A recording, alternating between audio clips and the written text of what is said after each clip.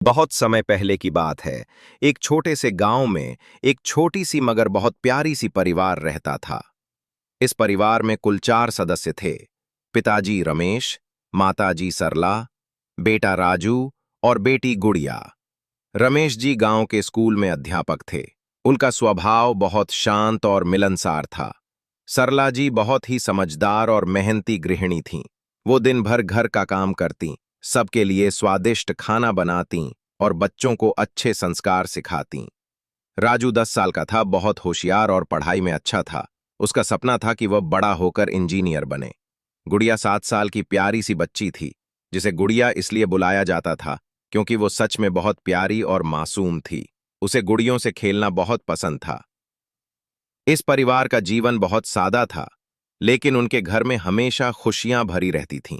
रमेश जी जब स्कूल से लौटते तो बच्चे दौड़कर उनके गले लग जाते। शाम को सब मिलकर आंगन में बैठते। माँ गर्मा गर्म चाय बनाती और पिताजी कहानियां सुनाते। रमेश जी हमेशा बच्चों को ईमानदारी और मेहनत की सीख देते थे। वो कहते थे, बेटा, हमारे पास भले ही ज्यादा पैसे न हों, लेकिन अगर हमारे दिल में प्यार, मेहनत और सच्चाई है तो हमारा घर सबसे अमीर है।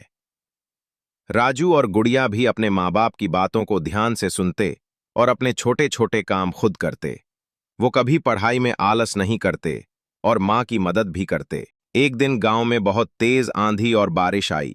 कई घरों के छप्पर उड़ गए, पेड़ गिर गए, लेकिन रमेश जी का छोटा सा घर मजबूती से खड़ा रहा। लोग हैरान थे।